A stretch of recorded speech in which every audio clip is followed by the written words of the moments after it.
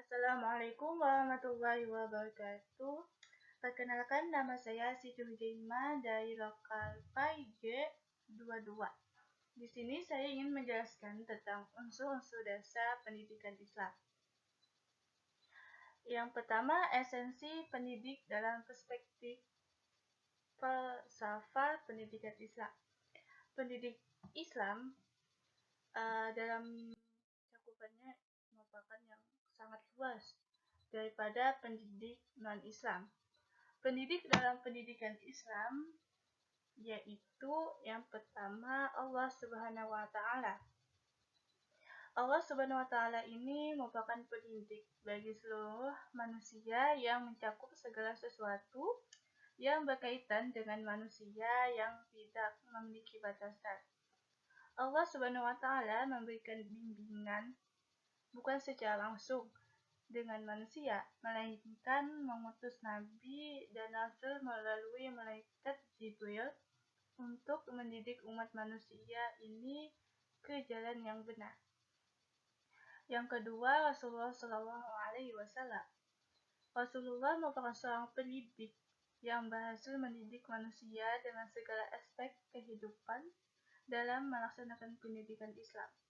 Rasulullah merupakan pendidik yang ideal yang juga diakui dengan keseimbangan antara teori dan praktek yang diajarkan.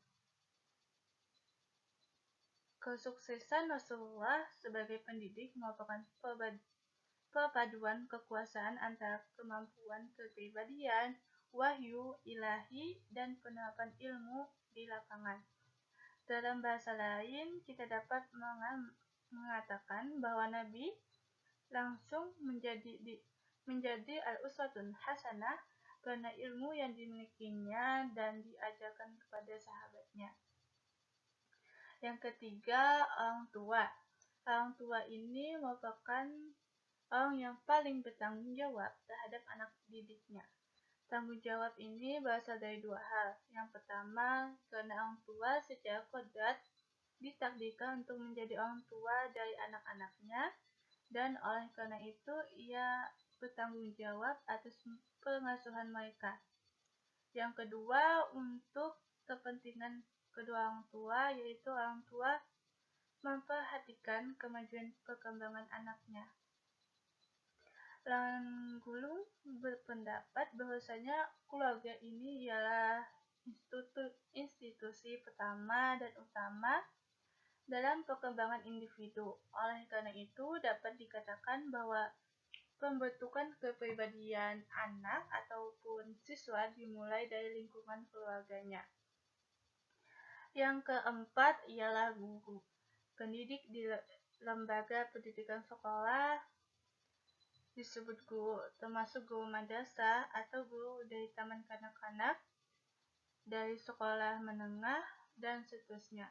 Namun guru ini tidak hanya mendapat tugas dari orang tuanya untuk mendidik, tetapi juga dari siapa saja yang membutuhkan bantuan untuk mendidiknya. Dalam pandangan Islam, profesi seorang pendidik merupakan profesi yang sangat mulia. Hal ini wajar mengingat pendidik adalah orang yang bertanggung jawab atas masa depan anak didiknya. Bahkan Rasulullah menekankan salah satu dari 3 jenis amalan yang tidak akan hilang meskipun seorang meninggal ialah pahala orang yang mengajarkan ilmu dengan ikhlas dan akan terus mengalir selama orang lain ataupun siswa mengamalkan ilmunya. Oleh karena itu, pendidik dalam pendidikan Islam memiliki karakteristik unik yang membedakan mereka dari yang lain. Pengertian pendidik dalam pendidikan Islam. Menurut penelitian pendidikan Islam, pendidik bahasa Arab disebut mu'allim, ustadz, murabbi, mursyid, mudarris, dan muaddah, yang mana masing-masing memiliki makna yang berbeda tergantung konteks kalimatnya. tetapi dengan makna yang sama dalam situasi tertentu. Yang pertama, mu'allimun atau mu'allimun. Berasal dari kata ilmu yang berarti menangkap sesuatu. Setiap ilmu mengandung dimensi teoritis dan aspek praktis. Al-alim jamaknya ulama atau al-mu'allimun. Juga berarti orang yang mengetahui dan banyak. Digunakan oleh para ulama atau profesional pendidik untuk merujuk pada guru. Selain itu ada juga istilah ustadz yang mana merujuk pada makna seorang guru khusus yang mengajar bidang ilmu agama Islam. Ustadz juga dapat digunakan untuk menyebut seorang sebagai guru, artinya seorang pendidik harus memiliki komitmen profesional dalam melaksanakan tugasnya. Yang ketiga, murabbi. Murabbi ini berasal dari kata dasar Rab, yaitu Tuhan sebagai Rabb al-Alamin dan Rabb al-Nas, yaitu pencipta, pengatur, dan pemelihara alam semesta beserta isinya termasuk manusia. Yang selanjutnya yaitu mursyid, biasa digunakan oleh para pendidik dalam thariqah tasawuf yang mengajarkan akhlak kepada siswanya dalam segala bentuk etika ibadah, etika kerja, etika belajar, dan ketakwaan. Setelah itu ada mudarris yang berasal dari akar kata darasa yadusu darsan wa durusan wa dirasatan yang artinya dihapus, hilang bekasnya, usang, dan mengajari. Selanjutnya, sebagai ulama juga menggunakan istilah al-mudarris untuk menyebut orang yang mengajar atau yang memberi pelajaran. Selanjutnya ada mu'addib, yang mana berasal dari kata adab yang berarti akhlak atau kemajuan intelektual, budaya, lahir dan batin. Sedangkan menurut istilah, pendidik adalah seseorang yang bertanggung jawab atas perkembangan anak didiknya dengan mengupayakan perkembangan seluruh potensi anak didik baik secara emosional, kognitif, maupun psikologis dengan nilai-nilai ajaran Islam. Yang selanjutnya, sifat dan karakteristik kepribadian pendidik muslim.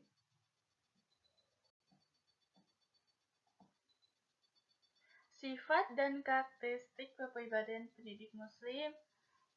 Pendidik pada hal ini guru, instruktur, ustadz, atau dosen memegang peranan penting pada keberlangsungan aktivitas pengajaran dan pendidikan untuk mencapai tujuan yang sama.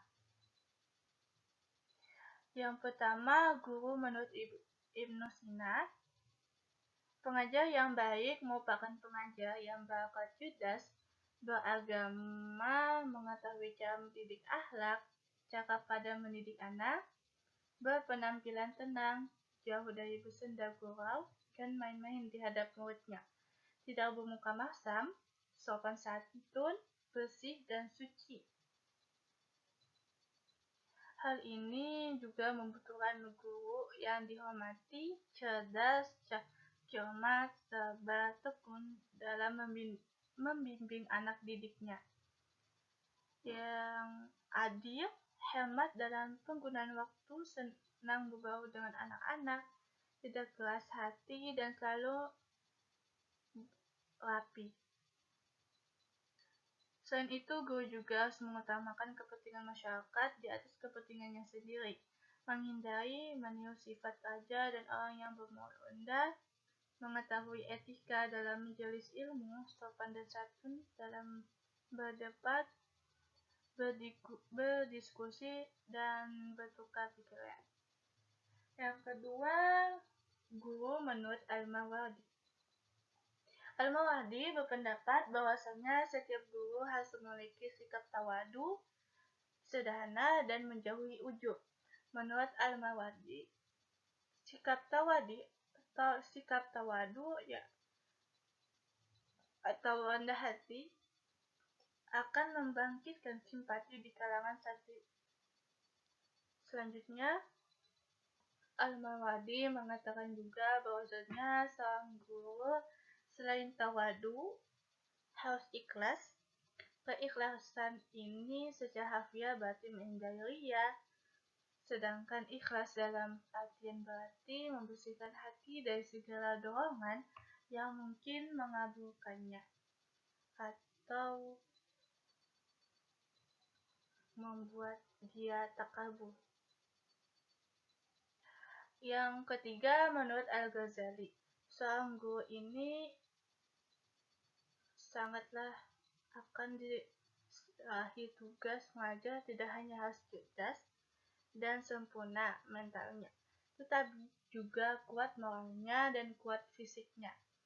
Kesempurnaan akalnya harus tinggi dan dimungkinkan untuk memperoleh berbagai pengetahuan secara mendalam. Dengan akhlak yang baik, ia dapat menjadi panutan dan panutan bagi anak didiknya. Dengan kekuatan fisiknya, ia dapat menunaikan tugasnya mengajar, mendidik, dan membimbing murid-muridnya.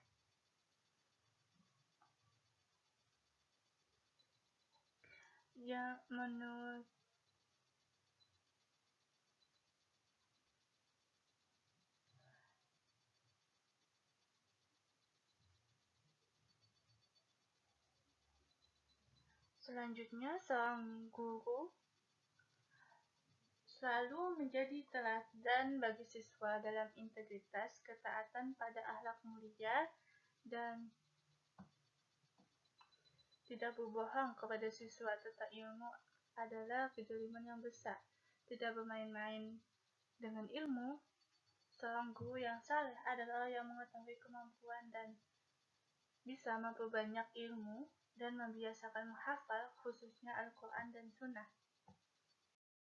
Selanjutnya, menurut Ibnu Jama'ah, mengemukakan bahwasanya guru itu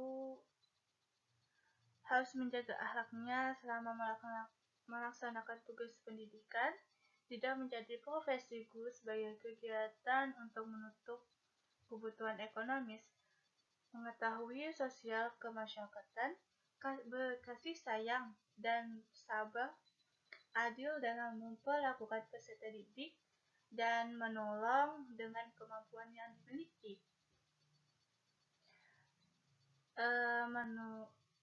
Guru yang terakhir, guru menurut Al-Qabisi. Al-Qabisi menyarankan agar guru mendidik anak-anak muslimnya tanpa terpengaruh oleh pandangan masyarakat atau perbedaan kelas sosial ekonomi. Berdasarkan ide ini, guru harus mengajar semua anak bersama-sama dalam arti kesetaraan dan memberikan kesempatan belajar yang sama untuk semua. Membayar seorang guru untuk mengajar didasarkan pada tuntutan waktunya. Selain itu, Al-Qabisi memungkinkan guru untuk menerima hadiah dan jenis penghargaan lainnya pada hari-hari penting.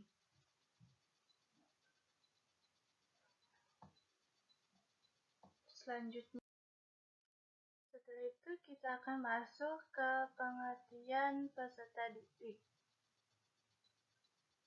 Pengertian dalam pandangan pendidikan Islam, peserta didik belum matang dan memiliki beberapa kompetensi dasar kemampuan yang masih perlu dikembangkan.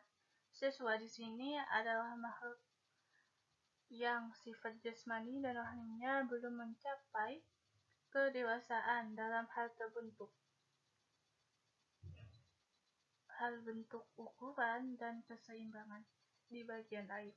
Dari segi spiritual, ia memiliki bakat, kemauan aktif, perasaan dan pikiran yang harus dikembangkan.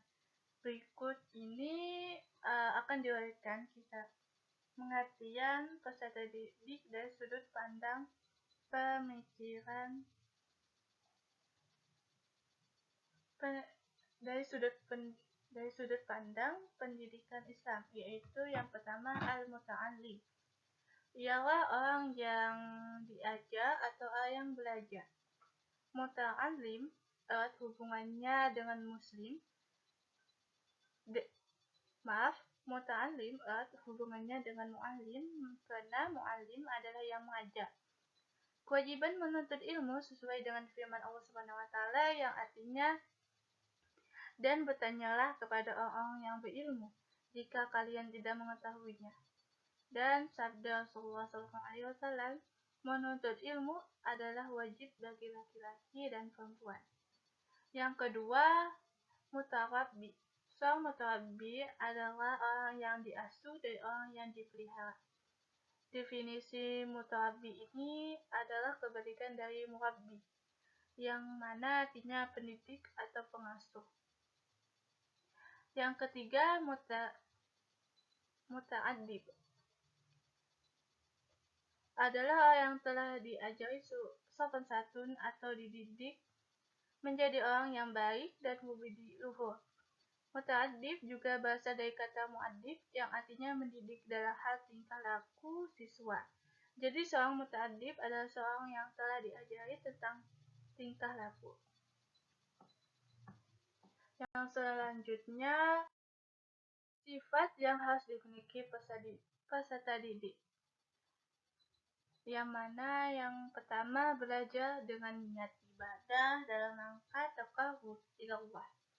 Yang kedua, mengurangi kecenderungan pada kehidupan duniawi dibanding ukhrawi sebaliknya. Yang ketiga, menjaga pikiran dari berbagai pertentangan yang timbul dari berbagai aliran. Yang keempat, mempelajari ilmu-ilmu yang terpuji, baik ilmu umum maupun agama. Yang terakhir, harus memprioritaskan ilmu diniyah sebelum memasuki ilmu duniawi. Yang selanjutnya, tugas dan tanggung jawab peserta didik. Peserta didik seharusnya senantiasa membersihkan hatinya sebelum menuntut ilmu. Yang kedua, tujuan belajar hendaknya ditujukan untuk menghiasi jiwa dengan berbagai sifat utamanya, seperti sabar, ikhlas, seperti itu. Yang ketiga, memiliki kemauan yang kuat untuk mencari dan menuntut ilmu di berbagai tempat. Yang keempat, serta peserta didik wajib menghormati pendidiknya, yaitu bisa saja gurunya. Yang terakhir, peserta didik hendaknya belajar secara sungguh-sungguh dan sabar dalam belajar. Kita lanjut ke esensi kurikulum dalam perspektif falsafah pendidikan Islam. Yang mana yang pertama, pengertian kurikulum. Istilah kurikulum merupakan istilah yang akrab dan umum dalam masyarakat pendidikan. Secara etimologis, kurikulum berasal dari bahasa Yunani. Kuil artinya pelari dan kuro artinya tempat berlari. Oleh karena itu, istilah kurikulum berasal dari dunia olahraga Romawi kuno dan mengacu pada jarak yang harus ditempuh sang pelari dari garis start ke garis finish. Dari istilah ini, kurikulum dalam dunia pendidikan secara sederhana diartikan sebagai jumlah mata pelajaran yang harus diselesaikan siswa untuk memperoleh ijazah. Dalam bahasa Arab, kata kurikulum adalah manhaj, yang berarti jalan terang yang diikuti oleh orang-orang dari berbagai lapisan masyarakat. Makna manhaj ini dalam pendidikan Islam yang termasuk dalam kamus Al-Tarbiyah adalah seperangkat skema dan media yang digunakan dalam suatu lembaga pendidikan sebagai acuan dalam mewujudkan tujuan pendidikannya. Selanjutnya, asas-asas kurikulum pendidikan Islam. Al-Syaibani memberikan asas yang jelas untuk kurikulum Islam, yaitu yang pertama, dasar keagamaan. Landasan ini harus menjadi dan tujuan akhir dari kurikulum yang berbasis Al-Quran, As-Sunnah, dan sumber lainnya. Yang kedua, landasan filosofis. Landasan ini memberikan orientasi untuk menetapkan tujuan. Pendidikan Islam bersifat filosofis karena tujuan, isi, dan rancangan kurikulum memuat kebenaran dan pandangan hidup dalam bentuk nilai-nilai yang diyakini sebenarnya. Yang ketiga, dasar psikologi. Landasan ini menjadi dasar penyusunan kurikulum yang mempertimbangkan perbedaan individu dalam kemampuan berpikir dan peserta didik, sesuai dengan kedewasaan dan bakatnya, serta sesuai dengan karakteristik perkembangan psikologisnya. Yang terakhir, dasar sosial. Landasan ini memberikan gambaran tentang kurikulum pendidikan Islam yang tercermin dalam landasan sosial masyarakat Islam dan budayanya, yang mana termasuk pengetahuan, nilai-nilai ideal, gagasan praktis, dan seni. Ruang lingkup kurikulum pendidikan Islam. Kurikulum pendidikan Islam dalam konteks khilafah manusia mencakup tentang yang pertama sebagai manusia, yaitu ciptaan atau makhluk yang diciptakan Allah. Yang B, makhluk yang diberkahi dengan potensi fisik dan spiritual untuk mengembangkan diri. Yang C, khalifah di bumi yang dipercayakan dengan tugas kemakmuran untuk membimbing dan mengembangkan kehidupan di bumi. Yang kedua, kapasitas manusia untuk meladeni dan mengembangkan dalam diri sifat-sifat Tuhan sebagaimana terangkum dalam Asmaul Husna. Yang ketiga, adab atau akhlakul karimah, yaitu nilai-nilai universal dari menata kehidupan masyarakat dan alam semesta menuju kemampuan, rahmat, dan keagungan. Yang D, al-ilmu, yaitu ilmu pengetahuan yang dibutuhkan manusia untuk mampu menjalankan tugas kekhalifahannya, baik ilmu-ilmu yang didatangkan oleh Subhanahu wa Ta'ala melalui nabi dan rasulnya di alam semesta, dan dalam diri manusia yang dapat didekati manusia melewati pengindaan, pemikiran, dan eksperimentasi ilmiah. Karenanya dalam konteks ini, kurikulum pendidikan Islam harus memuat ilmu kealaman dan ilmu terapan.